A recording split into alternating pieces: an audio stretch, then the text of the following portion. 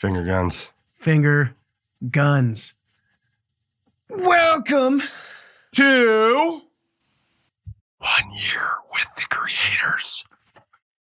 We've been in it for a year. Yep. One whole fucking year, man. A year. A year. Ladies and gentlemen. Most podcasts don't make it past the first episode. I'm done. Let's quit. Yeah, we're done. We're done. This is actually our 1 year with the creators / retirement episode. Yeah. Foretold Fixion has been a great project for the both of us, but now that we've become filthy rich and famous, we're going to go ruin our entire lives, and you'll see us on TMZ. Copious amounts of drugs in very sketchy alleyways. May or may not find pictures or videos of us with butt plugs hanging out or something of that sort. It could be photoshopped, could not be photoshopped. I mean, technically, we're on video of us with butt plugs in right now. You just can't see the butt plugs, but we're on camera with butt plugs in, so. Oh, I gotta check it. Oh, that's right. I forgot. Yeah. It's still there. Yeah. Nice. Anyway, it's been 1 year, and my have we grown. Yeah. You could say that, I guess. We are much more professional now. Definitely don't laugh at fart jokes or No. We've really kind of drawn back on the sexuality. Mm-hmm. Thick jokes. Anything with the word penis in it. Yeah. I gotta be honest. I'm quite lost in the translation.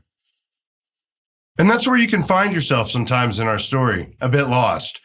But we hope that we are able to get you back on track and focused on the true meaning of the show, which is...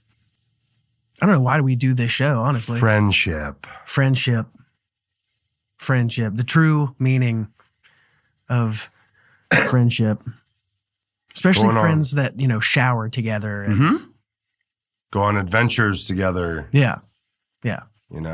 College experiences together. Yeah. And chakra blasts. And the show is not what, a work of fiction like people would think. All 100% true. I mean, it's basically a documentary. Pretty much of our lives and what we go through. There's multiple seasons of documentary. Yes, having the show. Journalism. Yes, this has actually been done over years and years of our lives. Yeah. Photosynthesis. You're doing so good. Photosynthesis. That was fantastic. That's why you belong on the microphone. Yeah, it is. Yeah. You think people are still listening after episode 1 or even chapter 1? I mean, based on the numbers. Yeah, based on the numbers, we've been doing good. And I don't care if it's just one person. If only one person's listening to us, it's worth it every minute of it. Yeah. Oh, and you know what? I'm just going to get here and say it. Stop telling us where you think the story should go. You don't know the vision. But we do love you. Keep throwing stuff our way. Also, real quick, for those of you listening, you might just be listening to the audio version of this, but we will have this fully recorded for 1 year with the creators. It's a happy 1 year anniversary episode. We figured we would get on here, bullshit, talk about where we started, where we are now, what we're trying to do. So go to our YouTube. You can go to our YouTube to check it out. I'm sure we'll have it up on our website.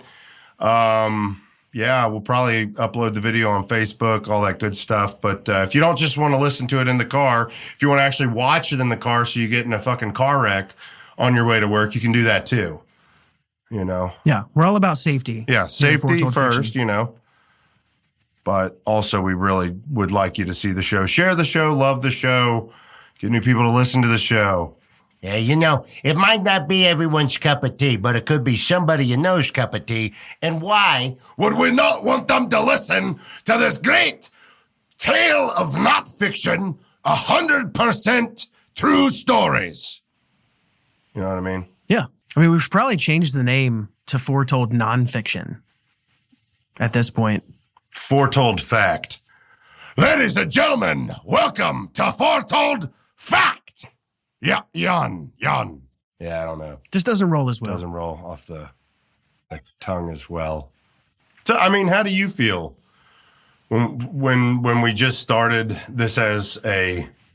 Dude, I'll be like, I don't know if we said this in the original Meet the Creators episode, but the whole thing started as basically a way to give you an online portfolio of your voice acting. Yeah. And we just kind of let it run from there. And man, like just letting it run has been fun as hell. Fun as hell. Like this is super fucking cool. Yeah. I mean, I remember, way back when, and we're just going over, people have heard, but we go about it again. We were hanging out the one time. I did some voices. We were skiing when I did that. And then, years down the road, you asked me straight up if I thought about being serious about voice acting. And it was never something I thought about. And then we were going down the road. We were trying to do narrating and I was hating it, to be honest. It was not my thing. And we just made this mock podcast there just as fun. And it just became everything. Yeah. Because obviously my goal is to be in the character work, but that is obviously my strength as well as the character work is where my passion is. That's where I want to be. I want to be in a cartoon or I want to be an animated movie. I definitely would love to be in a video game someday. And I think you pushing me to do this show with you, to get me in the studio it's made me realize my potential. Well, and it's given you reps too, which is nice. Like, there have been days where we've sat down to do an episode of this and had to come up with a character that day. That day. And we literally sat for the first, 20 minutes of recording just constructing a voice for you to use. Yeah. I know we just came up with chat within 3 seconds. Yeah, and it just happened. And this is a little bit about me. As soon as a new voice is created, as soon as I come up with a new voice, the character creation starts immediately, and the backstory comes in. It all just kind of smooths together. It's once I have actually, it's funny. I got asked this the other day, and it was, how do you remember all of the voices that you do? The answer to that is not really sure, and I'm not trying to be like, oh, I'm the best. It's just comes naturally. But once I do a voice, it's muscle. It's just embedded in my brain forever. Well, and you also, there is a method acting kind of thing to you where I've told you that before. When I'm talking to you as the different characters, your body language changes, your posture changes, your face changes. You literally physically become each character. Yeah. I think that's the most fun I have with that is every time I do a character, I become them. Yeah. So much so that sometimes I am wondering if I'm doing the voice good enough. A lot of the times, I ask that a lot when we're in here. Well, I think there's an outlet to it for you where, I remember you doing the crazy voices and stuff at work and, people just in the normal everyday interactions with you see that as you clowning. You're doing something funny, whereas in this environment you can take that skill seriously and you don't have to censor it at all. You can crank that up to 100, and that's how we get the quality of show that we get. It's not just making the dudes laugh out on the dock at work or whatever. Yeah. It's actually creating a product. Yeah, trying to awesome. make this thing into a product. I mean, and that's the thing I love. I love our hard recording, and it's so much fun that we do when we do that, and then listening to it afterwards. But then it's a whole new ball game, and I can't wait every time till you tell me, all right, I've finished it. Because then you work your magic, which is the engineering side, and you put all the sound effects in and all the timing with everything that I don't think people understand. When they listen to our show, they go, man, the quality's really good. I'm like, yeah, because I got a guy that really does this. He's really a studio engineer. He's self-taught, and you would never know that. You would never, when people tell me they're listening to it and stuff, and the main thing they talk about is the quality of it. It sounds like it's made legit. And I'm like, it is made legit. Like, so whatever, so if I'm even having a bad day, it's so good about fixing that. It's fixed no matter what. Like if I'm having a bad day, it's fixed in the editing. It's fixed in the create, because it's like we put the story out there, you bring it to life. You give my characters their world they get to be in. So, I'm being the characters, but you really make the whole world around them come to life with what you can do. And then we have the finished product, and then, it's great stuff. Not to mention too, we started this, pretty much improv, and the way we do our story, because we're following a storyline, but we usually plan before the episodes. Sometimes we plan a week before if we're going to have longer, but like we just set up the path that we're going to go on. But all the dialogue, all the conversations that the characters having, it's off the cuff. And we did that because we want it to sound natural. Like ultimately at the end of the day, the show is still supposed to sound like a podcast. Exactly. And it comes across more as a podcast and less as a TV show. Whereas like if we scripted it out and like laid out every episode line by line, it would sound like a TV show. And I don't want it to have that. I want it to have that kind of conversational tone to it. And I mean, that's where some of the comedy gold comes in, because it's just the stuff that comes off the top is just for that moment is hilarious and awesome. And I mean, yeah, we could sit here and think of funny jokes and try to force and write them down. During this episode, Dillon and his magical work of being the studio engineer is going to have to edit some things out due to my regular job. The goal here is to get into, all the things and to be able to do this as a career, voice acting and studio engineering and music for him and all that good stuff. And that way we don't have to work for the man anymore, and we can do our own thing and, make the dream happen. And we're trying to make that happen. We very much want this to be animated, but like he said, the way we do it, because people have given us, they've said, why it should be scripted. Like, well, we wouldn't be able to give off this hybrid. Why should it be scripted? Exactly. Is my question. Well, I think because people don't know the direction we're trying to go with it, and it's because we are the ones who have the inspiration. And we do, don't get me wrong, we're not being dicks. Like I do love hearing criticisms. That's what makes you better. I believe from episode 1 to now, we are infinitely better than when we were figuring it out. And we've got a way we want the story to go. We've got a way we want the show to go. So like, we very much want this to become animated. We would love it to one day get picked up and it be an animated series, but we still like to have that improv style of dialogue because we think that's where the comedy really freaking pops. Man. Well, yeah, and it's after I do the editing, I mean, the audio's there. Yeah. It's like if you're saying that it needs to be scripted for the sake of getting it animated, that's the only thing I can think of, because otherwise, like, the substance of the show is there in the audio. Think so. It just needs to be animated to the audio. The audio's not changing. It's done. I mean, it's the same answer I have for people that go, why don't you do a traditional style podcast where you talk about current events? And that's just not what we are trying to accomplish with this. Plus, how many of those fucking podcasts are there? Damn. And we're also not criticizing, because I watch a bunch of those. Here's the thing. A bunch of those. Nobody cares who we are. Exactly. We could sit here and talk about what's going on in the world. Yet. Yeah, guys, you're nobody's yet. But someday, we're going to be something. We might even be on a Pepsi bottle. I'd take that for sure. Or, you know. I mean, we've got the color scheme for like it. Somebody's ball sack tattoo. Either or, Honestly, think about this. This guy right here, look, and there's a big, huge ball sack. So he's doing magic to the balls. That idea is we'll call it our family jewels line of apparel.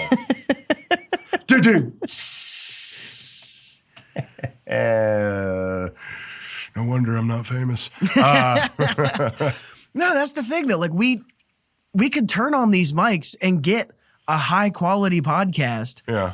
No problem doing anything we want. So it's like, if we can if we're guaranteed to have the quality we want, then it just becomes a playground for content. Yeah. Like, what is valuable content to us? Well, you should just if you're going to do a podcast, fucking do that shit. Come up with something as original as you possibly can.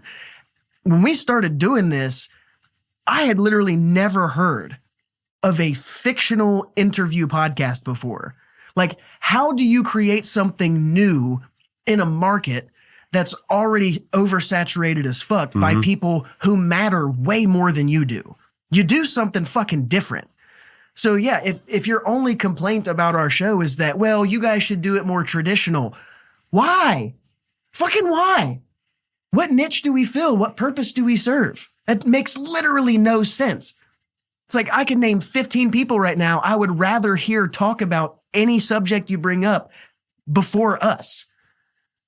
But if you're going to sit here and have an interview with a fucking dragon, we're those guys. We're those guys. We are that in the podcast world. We will pull our pants down and we will pick fruit up with our assholes on OnlyFans.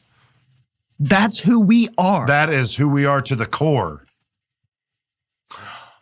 I also, moving over, I want to give a huge shout out to the fellas at KYX Files for from the very start, putting us on, having us on their show, coming and being a part of our show, being characters in our show. Just in case anybody is unaware, Mr. Bones is Dennis Mays, and Barbas Trehorn, the pirate cousin of Archie. Yeah, my dirty, no-good pirate cousin.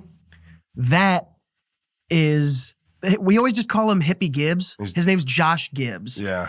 But I can never remember Josh because it's Gibbs or Hippie. And also to Mr. Hippie, thank you. Your mead is delicious.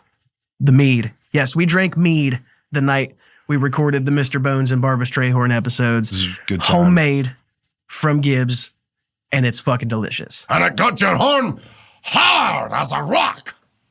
Sometimes my thoughts come out as my characters, as information I wouldn't normally share. I mean, I feel like you'd still share that I would. Anyway, though. I would have, yeah.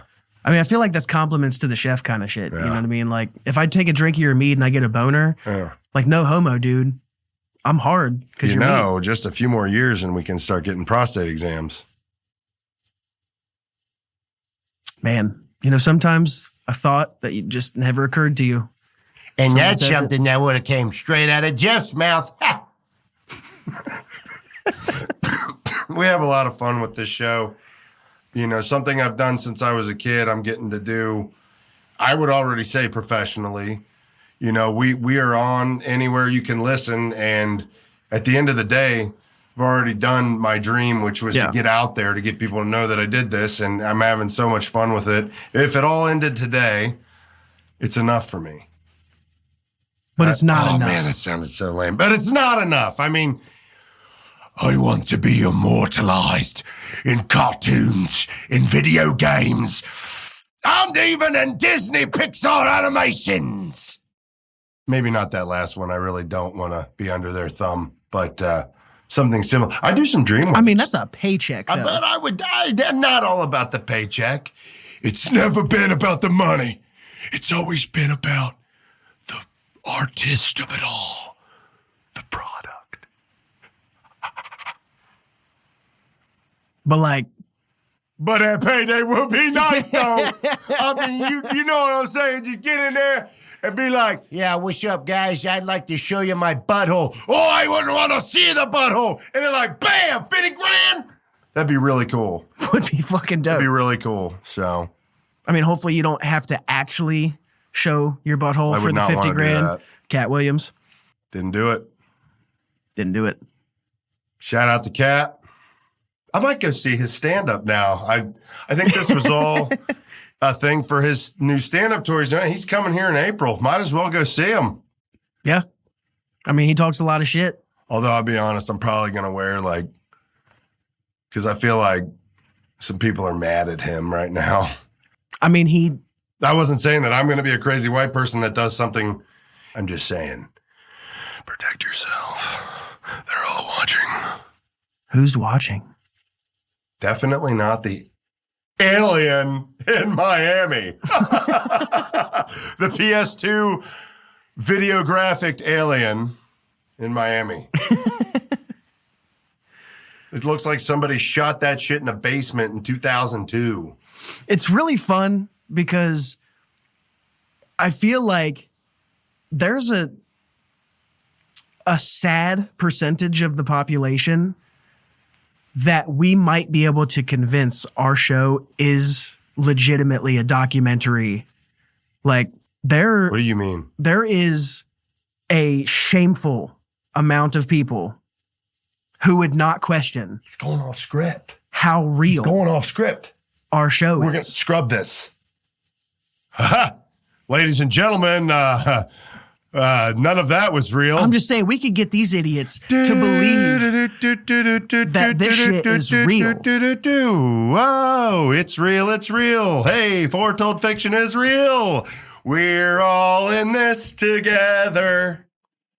But like, people would actually buy that shit. You know what I mean? You got any, yeah, they would. It's just wild to me. It's crazy. So the question is, do you really think that I'm just one guy doing a bunch of voices, or do you not see all of us sitting over here? See, that's what I mean. Stuff like that. And that's what I'm saying. I don't understand why Dillon's going off the rails right now. See, that's the catchphrase, Archie Trehorn laugh. Available at Walmart. You know what? I bet the people who would believe this is real probably shop at Walmart too. So what do you think about Ancient Alien?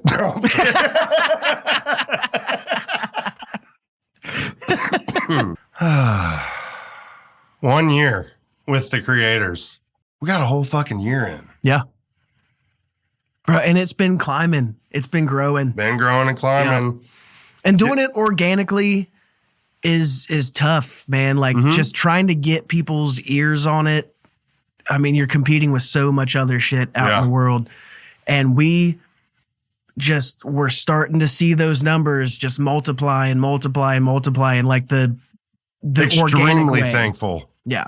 We're extremely thankful for those that listen to us. We're having a blast with this thing. It's already become more than I thought it might be, you know? Yeah. I think that's all of us. We look in the mirror and we're like, you suck. But I mean, according to the statistics that I've heard, Chris Williamson talked about this on the Modern Wisdom podcast. Apparently, like 99% of all podcasts that begin don't make it past like 6 or 7 episodes or something like that. Yeah. I love that stat. 1% of those make it past 30 episodes. Yeah. So we just for having over 30 episodes, we're in the top 1% of the top 1% of bang, bang, bang. I had to hit him with some bangs. Some big bangs too. Yeah. Because like when you're getting banged by the 1% of the 1%. That's right. We're ear banging. Freaking in there, ear banging, noodle banging. I don't know. That didn't make sense. Ear noodles, bro. Ear noodles. Yep. The noodles in the ears. So yeah, man, if you haven't started listening, start. Because we take ourselves very seriously. Super seriously. And give it a fair shot. You do got to start from episode 1. This isn't like quite a bit other podcasts where you can just jump right in. This is we've been told, a hybrid style of a newer genre. So, you know, we're bringing you the aspect that we do want to get it animated. Any animators out there that want to be a part of this project, we know it's a lot. We've been told, heck, Polytune, the guy animation is literally and I'm not trying to name drop to get clout for ourselves, but that guy is super cool. Let us know straight up. It sounded like fun. Didn't have the time, but I appreciate that the man answered us. Give him some support. He animates Joe Rogan's podcast, and it's amazing what he does. I wish we could get him to be interested, but we don't have the capital or anything like that. We are looking for people that are interested. Pass it off. If you know anybody that is interested in making us an animated show, we'd pitch it. We'll pitch our show. You know, And we're always looking for people to come on and be characters, jump into the madness. Yeah, if you're a voice actor, if you have ever wanted to come and do something like this, if you're a writer, you've got story ideas for something like this, dude, hit us up. Like, we're always down to get creative with people, bring in some other minds on this. Yeah. But seriously, KYX Files, them guys put us on. Just wanted to shout them one more time. I love them guys. We've got some future things we're going to be doing with them. We definitely want to have them back on the show. Yeah. We got some stuff we're going to be working with them on as well as our own. We're going to be working on the latest chapter, and we're starting to get into the groove of really figuring this out. I mean, from start to finish right now, we are eons ahead of day one release. Even January 1st of last year, we're ahead, so far ahead of where we were. I've learned better techniques. I've also hurt my voice, learned the limits, and man, it's just been a lot of fun. Yeah. So yeah, chapter 4, Foretold Fixion in space. In space. We're recording that literally right now. Yeah, we're gonna record that as soon as we turn these cameras off. Yeah. So take our pants off and get to this? Yeah, I think we should go ahead and thank you everyone for listening and watching and support. We love you. Love you. See you guys in the next one.